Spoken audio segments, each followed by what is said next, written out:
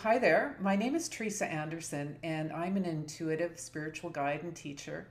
And I am so excited. Today, I have a guest that's going to be with me, and this is our deeper discussion style of podcast. And what happens here is it's an opportunity to take some subjects and themes and to go a little deeper. And I'm excited because one of the things that I love to talk about is intuition. And I have with me as my guest my friend Marnie, and she is a like minded person on this journey, and she also is into health and wellness. And I'd like to welcome Marnie. If you could just say a little bit about yourself, that'd be great. Hi, Teresa. Thanks so much for having me on. My name is Marnie Bosman. My background is a massage therapist and kinesiologist, and I worked in the physio clinic for years and years and have had my own private practice. And I'm also an energy healer and teacher. Currently teach online classes, have a private practice, and working on a social media platform. That's very exciting. You'll have to tell us how everybody can get a hold of you and find you. And Marnie is really great at what she does. So I'm excited that she's here today. And when we got thinking of putting this together, we got wondering, okay, well, how it's such a vast, rich topic, intuition. So how is it that we can both offer things to people that have already been studying a bit about intuition, people that may be brand new to the idea of intuition? And so we thought we're just going to start at the beginning. Kind of heading that we thought about is intuition, how to cultivate it into your own life. What is a definition of intuition? And maybe we'll start first with we were thinking, okay, we get asked this a lot. Uh, is everybody intuitive? So, what do you think about that, Marnie? I absolutely think everybody is intuitive, but I also think it's a little bit like painting. Everybody can paint a picture. Some people are naturally born with the ability to be a Rembrandt, and other people are more sort of stickmen. But with practice and with tuning, everybody can learn to be a better painter or a better intuitive.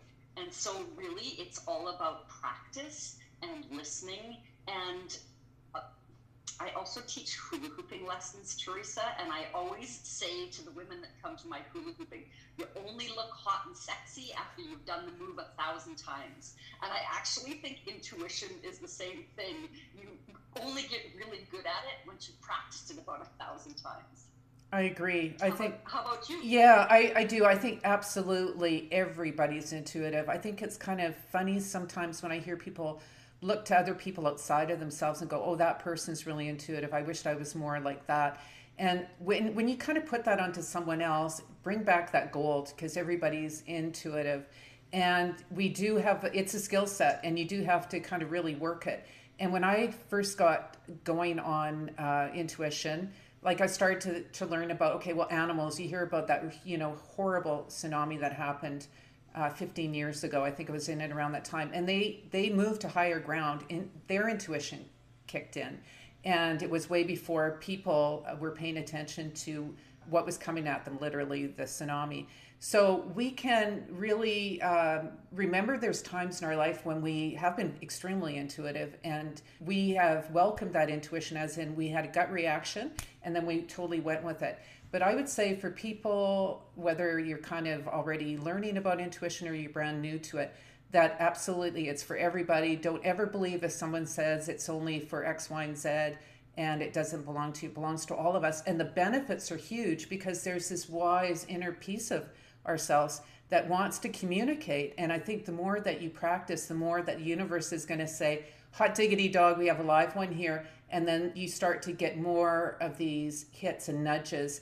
And I think that the next piece of where I really started to connect more is around when I got to start to define for myself what intuition is for me. But I wonder what it is for you.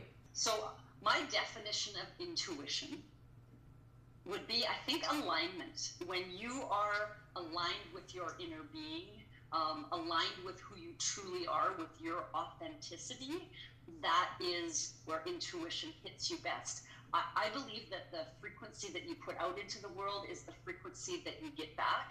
And so we're always receiving from somewhere. This beautiful brain of ours is the most incredible um, processing unit that sends out and receives frequency back. And so if you're in a fearful or a worried state, then the stuff that you receive back is along that same frequency. But intuition always feels like sort of a aha moment, right? Oprah's aha moments where you're just like, oh yeah, right. Or, I've been in a car where all of a sudden I hear really clearly, move. And I go forward and I just miss an accident, right? And so to me, that is alignment with my inner being, with a higher source, with, God, the universe, whatever it is that you call it. But that alignment within me allows me to receive messages in a really, really clear way and be nudged and guided along my path. So I think intuition and alignment and guidance are all very much the three different words that are about the same thing for me. Okay, and building upon that, so I would say that I had this visual while you were talking about a tuning fork. So I would encourage everyone who's listening to really take a moment and get into present time, because I feel like there's certain things that really help to bring into it intuition, so it's present. So, if you're off in the past fondling ideas, no, get back into present time. And I feel, again, like you do, it's you need all three parts: your head, your heart, and your body in alignment. And relaxation is such a key. So if you have a clenched head, so to speak, and your body is clenched, it's hard to be relaxed, but that's the state that you kind of need to be in order to really welcome in and be that tuning fork, the receiver of all of that. And for me, my definition is around, I just have this sense of knowing, and it's not based on logic or reasoning, and it comes to me, and sometimes it'll come like whoosh, like that. It can be really fast. Also, it can come in like whispers and nudges and little bits of inspiration. So I'm curious, now that we have these kind of definitions that hopefully will help anchor people and get them grounded into that idea of intuition, what is it that you would say are your, say, top three things that you would really, what, like, your best kind of jewels to help people? Right. One of the things that I send people away from my private practice with is something that I actually think is quite fun, because we all have to go grocery shopping, and produce has, for me, sparkle. People, intuition can happen as a visual thing, as an auditory thing, as a feeling, as a knowing, like even as a smell, right? That we have different ways of interpreting it. And for me, it's very visual. And so I will go stand in front of a pile of cantaloupes at the grocery store, and I'll close my eyes and I'll see in my field, in my inner field, what's sparkling. And then I'll open up my eyes and have a look at the cantaloupes and pick the one that feels the most sparkly to me. And so it's one of the things that I send my clients away with is, when you go grocery shopping and you're produce shopping, stand there and see which of the produce is sparkling the most at you. And it's a really fun thing to do. And they inevitably come back to me and be like, oh my God, like seriously, one apple sparkles more than the other. I'm like, I know. So that's one that I do a lot.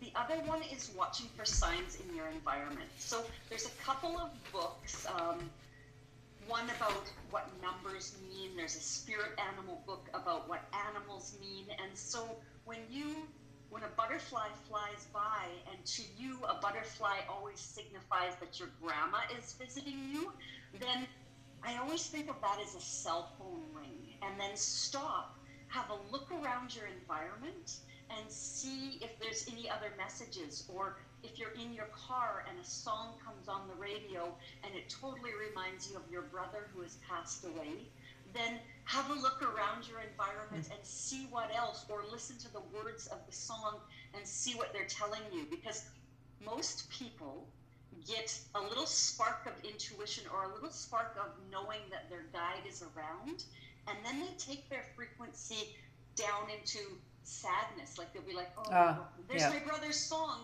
but oh man, he's dead.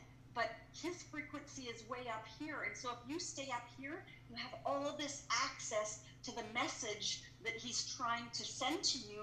And For me, when people have passed away, they're on this liquid love frequency, and our ability to stay in love and happiness and joyfulness and expectation really helps us to be able to assimilate and learn a new language, which is much more subtle and much more energetic. So I think that's my second one, is really pay attention to the cues in your environment, and then once those cues have hit you, stay focused on, okay, what else do you have to say to me, or what else do you have to tell me? Third one would be a breathing pattern that I do all the time. It's called spinal breathing, and it's moving a breath up and down your spine and through your head, because our nervous system is such a sensitive, amazing system, and it knows what's right for us long before our conscious brain does. And so when I am trying to make decisions about things or trying to suss my way out, I use this spinal breathing to see if things feel good to me.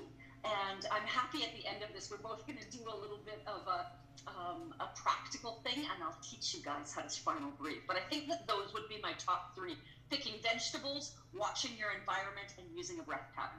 I think that's awesome. It's so, like, it resonates with me deeply. And I've had people that have had people pass away. Obviously, everybody experiences that sooner or later.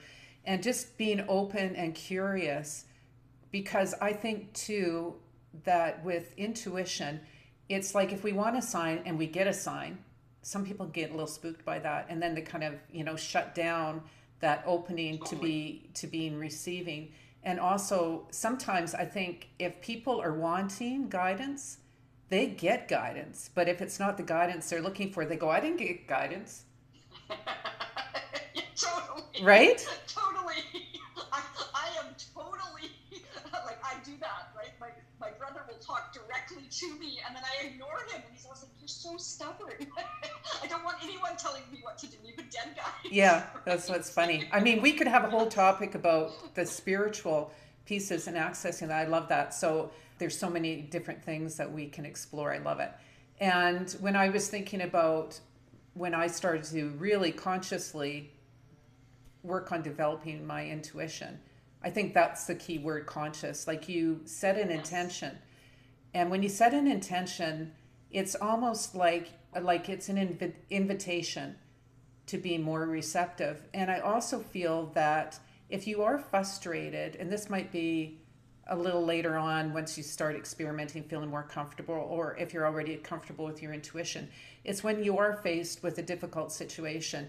I find that first thing in the morning, I haven't been woken up by alarm, I just wake up, but that's my body really relaxed. I just come out of that dreamy space where everything has been kind of revitalized, and I'm very calm and relaxed.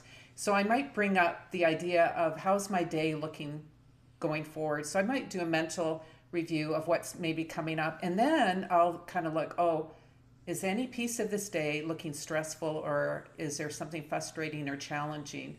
Then I'll ask myself, that wise self, the intuition, how can I troubleshoot this if I should need it? Not front loading so that something happens that's negative, but if I get into this situation, what today can I have an open heart about so that I'm seeing a new idea or perspective, new possibility, so I'm more open. And then when I get a little something that comes out of the blue, maybe using that. So it's not the old pattern of being stuck. And so there's kind of a loosening. The other thing that really I love, if it's number two for me, I like, even while I'm still in bed sometimes, I will do what I call the 3 morning pages. And if there's something that's on my mind, what you do is you don't leave the bed, you have your journal there, you write and you don't edit. And then once that is done, you'll be surprised. It's like getting the sludge out when you go to the cabin, you open up the faucet for the first time, all the sludge comes out. And you'd be surprised at what your wise self can give you for information about how to proceed in your day. It's funny what kind of floats out of there. And two, if you are journaling just in general about a frustrating thing in your daytime, you want some more intuition. What really works is when you journal and you do it with your non-dominant hand, because it's not the one that is the easy one to deal with, but it's almost like that essence that lies within us, that it takes longer, like a small child trying to write. So they economize, like that piece of us economizes, and uses less words, but it's profound. And you go, wow, where did that come from? So that would be another one that I would say. And then for me, because I've been at this for a long time, I really love dream time. And when I go to bed at night, I will write something out, like a question. I'll put it under my pillow and ask, because I do dream work. So I keep getting dreams and see what symbols or what comes up in the dream that I can work with that can help to. It's a form of intuition. So when you were talking about, picking out things in the grocery store, I feel like every one of us, if we began to track, there are themes and patterns. Like when I see a unicorn and I see it again, hello, that's when I'm on track for myself. And for me physically, I would say when you're beginning, look for your gut reaction. So start to read a room. We all do it, but I mean, think that you're doing, like, own it. And you might go, oh, I'm reading the room and what am I picking up on? And then check it out, experiment a bit, and you'd be surprised at how you're reading other people. Other people are reading you and they're not conscious of it. But those are all forms of intuition. And then experiment with things that are small, not big risks. Like, oh, I got an intuitive hit that I should not eat those 14 donuts that I bought.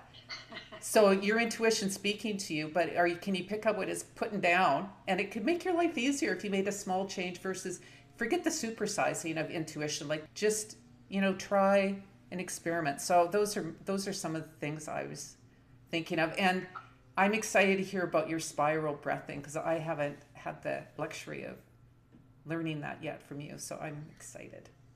I love those. And the other thing is for me, when things show up in sets of three, right? Like if I all of a sudden turn on the radio and they're talking about elephants in Africa, and then I go out and somebody's got a sticker of an elephant on their car, and then I walk back in and flip on my, get onto Facebook, and then there's a story about elephants, then I'm like, okay, and I go grab my spirit animal book, and because when things talk to me in threes, by the third time I'm just like, okay, I'm listening, right? I've got that, so I don't know if that happens. Yeah, no, it's crazy. I totally pay attention to numbers. And when I have a dream and it's about numbers, it's amazing. And I will totally pay attention. So I agree with you. Intuition is around, like, there's so much that we could be picking up on, but we have to give ourselves permission. And I think that's part of it too.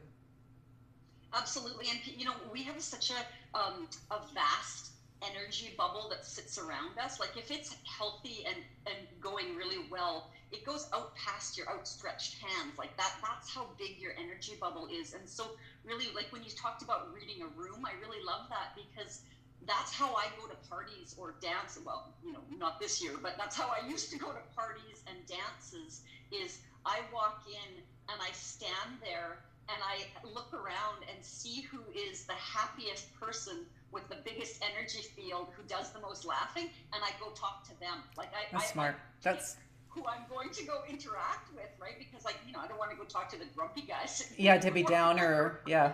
Right. So I really like that. Okay, spinal breathing.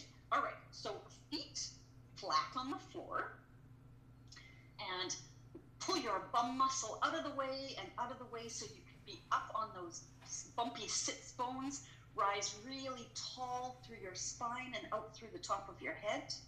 And you're going to just use your imagination and pull air from the tip of your tailbone and go all the way up your spine, through your neck, and out the top of your head. And then exhale, top of your head, neck, spine, all the way down off of your tailbone. Now, you might find you bump into something along the way that sort of sits like a little beaver dam. If you do, just breathe down from there and just take a number of breaths to get that line really nice and clear and clean and sweet. So let's just take a few breaths like that. Inhaling up, exhaling down.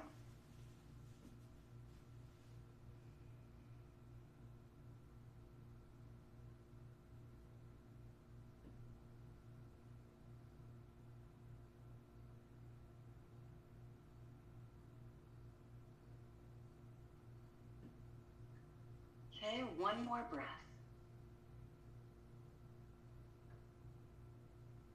Okay, now Teresa, I'm going to try something with you. Take your shoulders up around your ears and try to do that same breath. So see how like there's no way, right? No. It stops right Yeah. there. It doesn't go by.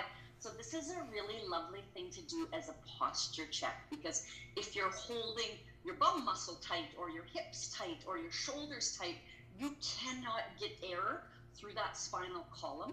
And so if you're sitting in front of the computer and you've got any body pain, just by bringing that breath up and down you realize what you need to relax. And then we're going to try one more thing. So close your eyes. Okay. And I would like you to think about something that's bugging you, either a person or a situation, the thing in your experience right now that's bugging you the very most. And keep the thought of that in your mind and try to breathe up and down your spine. Right? So again, you see how It's like a stuck the air straw. does not move at all? Okay, so now let's try thinking about somebody you love. So try a little kid or a dog, because they're easier to love. So think about somebody you really, really love, and then try that spinal breath. Okay, so the difference in the flow is amazing, right? And so it really helps you know what works for you and what doesn't work for you. And so, just to take an easy example, like if you were deciding on to go on holidays and you were thinking about going to Mexico or Hawaii, you could close your eyes, think about Mexico and breathe it up and down your spine, and then think about Hawaii and breathe it up and down your spine. And if one of them breathes easier, then that's the one you pick. If you can't breathe either of them, don't even book that holiday yet. If you can breathe both of them, it doesn't matter which one you pick. But I used to always say yes to everything and then have to back out later. And so now when people invite me to go do things, because I always think, how do I know what I want to do a month from now? Right? And so I'll say to people, yeah, can I get back to you? And that is the process that I go to, is I close my eyes and I think about going to that baby shower at the end of June, and I breathe it up and down my spine. And if I can't get it up and down my spine, I say no. And if I can get it up and down my spine, I say yes. And so it is one of my best intuitive tools, because what it does is reads your nervous system, which is way far ahead of your conscious thinking. And I just absolutely love it. It's a great tool. Thank you so much. I'm sure everybody out there listening is going to love trying that out and being consistent with it, because it's like a version of muscle testing. So I love that. And building upon that, I feel like there is a crossover, which I know crossovers are good energetically for the brain, right? To get everything rewired. Yes. So the heart meditation is the one that I was wanting to share today. And I love it because it's so simple, but simple is powerful. And I think that if a person at any point in their day did a tuning in to see where they're at, and obviously you're going to try to do this when you're not driving a vehicle, right, or doing anything like that. So you find a place where you have some privacy and you have the ability, if you want, to close your eyes. And what you can do is you start with closing your eyes if that feels right, and you place your hand on your heart. And just really, again, you want to bring in an opening for your heart and start to breathe, and just breathe. And when you breathe in, every breath that you breathe in, it's breathing in love. And it's specifically like unconditional love. So you do pick, like a pet is easy it's easy to love pets unconditionally. Even if we love all the people we love in our lives, to find one that loves us back unconditionally, or that we love them unconditionally, it's a mixed bag, because we love in all kinds of ways. So I suggest that you pick like an animal that is just a good example. And then breathe in appreciation. Appreciation is a heartfelt value and like gratitude. And those ones are easy because we can think of every day something that we're grateful for or can appreciate.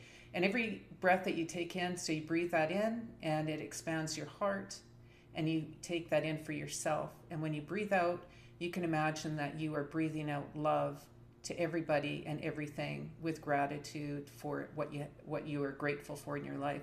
And that just helps to raise your vibration very quickly. If you did it for 3 minutes or 5 minutes a day, it would change, I think, a lot of how you think that you can be in the world. So I encourage everybody to try these 2 techniques out. What we've had is a discussion here today, a beginning point, but there's so many rich things that we've shared with you. And I'm so grateful because I feel like I've had this opportunity to play and have a dialogue with a friend who's like-minded. And I'm very grateful for you being here today and for all of that you've brought. So thank you so much. And I want to invite you, Marnie, please tell people how they can get a hold of you or leave us a comment if they want more of these and if they like them, what they have to say. So Absolutely. Before I go there, I'd like to say what I really love is that all of the tools that we offered, all of the discussion that we have, I think the thing that has to be there, which you mentioned about intuition, is you have to be present in the present moment. And your heart meditation and the spinal breathing and the journaling, particularly with your non-dominant hand, and going to the grocery store and picking vegetables, all of those things draw you into your present moment. And it is the place where your power and your intuition lies. And when I'm worried about something I've said or concerned about something in the future, I feel sort of rudderless, like I'm in a little wooden boat in the middle of the ocean and my rudder's broken, right? And when I actually climb myself back into this moment, that's when I feel guided and intuitive and powerful and able to pretty much handle anything that comes my way. So I like that our whole discussion completely centered around being present. I think that's so great. Where to find me? On both Instagram and Facebook, it's Body Wisdom with Marnie. And so Marnie is Marnie, and I every day post something about a body system. And so we're moving through our body systems, the digestive system and then the respiratory system, and I move with the moon cycles and offer up one tool a day for a body system on that moon cycle, so that over 12 weeks we've worked on every system in our body using breathing patterns and acupressure points and hand mudras and all sorts of different things. My background's a massage therapist and kinesiologist, so I'm very hands-on, but I also love all of the energy stuff. So that's how you can find me. that's awesome. Thank you for that. And you can reach me at my website, teresaanderson.com, and I'm on Instagram. Check me out there. I have a downloadable workbook on an ideal day and an audio that you can listen to as well. So I just really super enjoyed this today. And who knows, maybe we'll have a different topic next time. I'd love to. I think that was great. That was Thank great. you so much for inviting me.